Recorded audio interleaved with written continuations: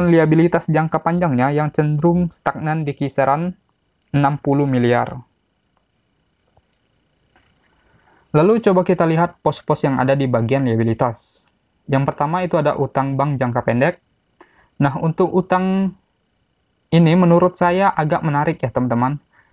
Menariknya bukan dikarenakan jumlah hutangnya, melainkan karena aset yang dijadikan jaminan untuk utang tersebut, yaitu deposito milik Bapak Nugroho Harihardono, selaku pemegang saham utama dari induk perseroan ini. Nah, kenapa saya bilang menarik? Yaitu karena si pemegang saham ini berani menjaminkan aset pribadinya untuk keperluan utang perseroan. Yang artinya, saya berasumsi si pemegang saham ini yakin terhadap kinerjanya si perseroan ini. Karena kalau tidak yakin, tidak mungkin si pemegang saham ini menjaminkan aset pribadinya untuk keperluan modal kerja dari perseroan. Lalu perlu diketahui juga bahwa hutang ini sudah jatuh tempo pada tanggal 31 Maret 2022 kemarin. Jadi ya ini ada dua kemungkinan antara hutangnya sudah dilunasi atau diperpanjang hingga tahun depan nanti. Lalu untuk hutang usaha, ini terjadi peningkatan yang disebabkan oleh utang usaha ke PT Anugraha Tata Indah yang meningkat sebanyak 4,7 miliar. Lalu kita ke hutang lain-lain. Ini jika kita lihat hutangnya dari tahun 2020 ke tahun 2021 itu turun hampir 12 miliar. Penurunan tersebut disebabkan oleh pelunasan utang ke pemegang saham perseroan itu sendiri. Lalu ke biaya yang masih harus dibayar, ke uang muka pelanggan.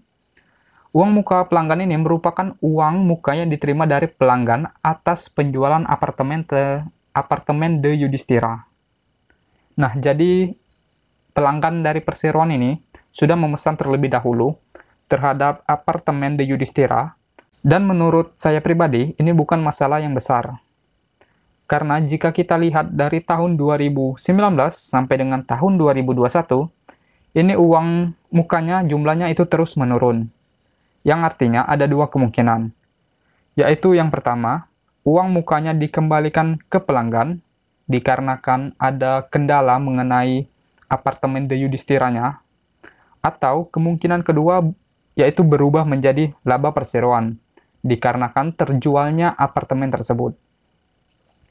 Dan ternyata yang terjadi yaitu kemungkinan yang kedua, yaitu penjualan dari apartemen The Yudhistira ini sukses, dan hasilnya itu dihitung ke laba perseroan.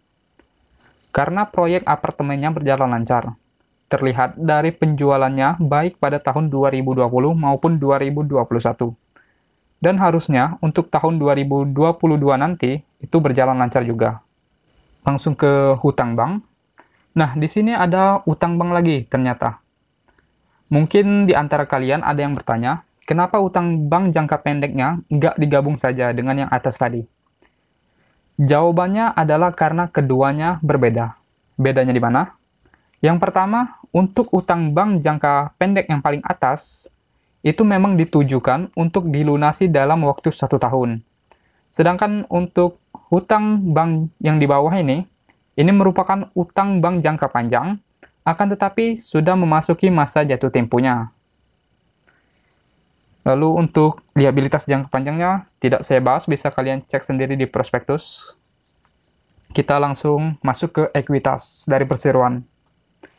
Nah, untuk ekuitas ini pada tahun 2021 itu terjadi 2 kali peningkatan modal oleh perseroan. Yang pertama, itu terjadi dikarenakan masuknya pemegang saham baru pada tanggal 8 Oktober tahun 2021. Kemudian peningkatan selanjutnya terjadi dikarenakan adanya peningkatan yang berasal dari laba ditahan pada tahun 2020 dan laba bersih per bulan November tahun 2021. Lalu kita ke laporan laba rugi perseroan. Nah, untuk laba ruginya, ternyata perseroan dalam 3 tahun terakhir ini konsisten membukukan laba bersih. Dan laba ini pun sejalan dengan peningkatan dan penurunan pendapatan usaha dari perseroan. Dan jika kita lihat dari segi kontribusi pendapatan yang dialami perseroan, ternyata pada tahun 2019, yang berkontribusi besar pada pendapatan perseroan ialah di bidang jasa perhotelan. Kemudian pada tahun 2020, di mana pandemi COVID-19 melanda, pendapatan dari bisnis jasa perhotelan ini menurun cukup drastis.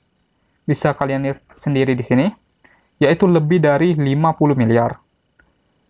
Akan tetapi hal tersebut berbanding terbalik dengan bisnis bidang properti yang dijalani oleh perseroan, yang malahan mengalami kenaikan hampir 100 miliar. Jika dibandingkan dari tahun 2019 ke tahun 2020. Kenaikan ini dikarenakan adanya penjualan apartemen The Yudhistira tadi, yang kemudian berdampak pada laba bersih dari perseroan. Selanjutnya kita ke analisa simpel arus kas. Kenapa saya sebut simpel? Yaitu dikarenakan saya hanya membahas nilai positif dan negatifnya saja, tanpa memperhitungkan jumlahnya. Nah, untuk komposisi arus kas pada tahun 2021 ini, yaitu positif, kemudian negatif, komposisi ini menyampaikan sinyal kesulitan keuangan. Walaupun arus kas kegiatan operasional perseroan itu positif, tetapi tidak cukup untuk menutupi kegiatan pendanaan perusahaan. Sehingga di sini perusahaan melakukan IPO yang kemudian akan digunakan untuk pendanaan, sesuai dengan rencana penggunaan dana yang akan digunakan untuk modal kerja perseroan. Lalu untuk PER dan PBV-nya bisa kalian lihat sendiri, cukup mahal ya teman-teman. Bahkan PER-nya ini malahan meningkat dibandingkan dengan tahun 2020. Meningkatnya ini dikarenakan turunnya laba bersih yang dialami oleh perseroan. Nah, untuk PBV-nya ini tidak mengalami perubahan yang terlalu signifikan dikarenakan dana yang diraup dari IPO perseroan ini tidak terlalu besar jika dibandingkan dengan ekuitas yang sudah dimiliki oleh perseroan. Lalu kita ke kesimpulan.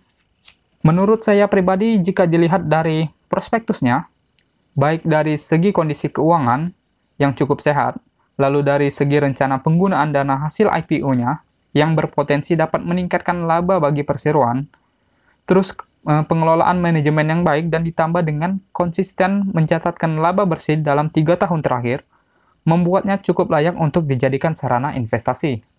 Tetapi, kalau saya pribadi, saya kurang berminat untuk investasi di IPO-nya SWID ini. Alasan yang pertama, karena saya sendiri memang kurang berminat untuk investasi di industri jasa perhotelan. Kalau industri di properti ya masih oke lah. Tetapi itu pun menurut saya ada opsi saham yang lebih menarik dari saham ini yang telah listing di bursa. Jadinya nggak ada alasan buat saya pribadi untuk investasi di saham ini. Kemudian sedangkan untuk kalian yang hanya ingin memanfaatkan momentum IPO-nya, menurut saya tidak banyak hal lagi yang perlu dibahas mengenai IPO-nya. Mengingat harga penawarannya tidak lebih dari Rp200, sehingga menyebabkan potensi arahnya 35% dan ARB-nya hanya 7%. Apalagi ditambah dengan hadirnya waran dengan rasio 1:1 yang membuatnya sayang untuk dilewatkan. Tetapi ada satu hal yang perlu saya ingatkan mengenai underwriter-nya, yaitu Shinhan Sekuritas. Nah, jika kalian lihat video saya mengenai track record si Shinhan Sekuritas ini, memang dalam IPO terakhirnya itu ARA. Tetapi, jika kalian lihat di broker summary-nya, pada saat itu Shinhan langsung menjual sahamnya pada saat listing IPO-nya. Hanya saja, pada saat itu, entah kebetulan atau tidak, ada broker lain yang menampung hasil jualan Shinhan ini. Ditambah lagi, saham IPO-nya waktu itu berada di sektor teknologi, di mana pada saat itu saham-saham teknologi ini sedang hangat-hangatnya, yang menyebabkan sahamnya sukses bertengger di posisi arah sampai dengan pada saat penutupan hari tersebut. Tetapi terlepas dari track record Shinhan ini, menurut saya IPO SWID ini cukup layak untuk dipertimbangkan.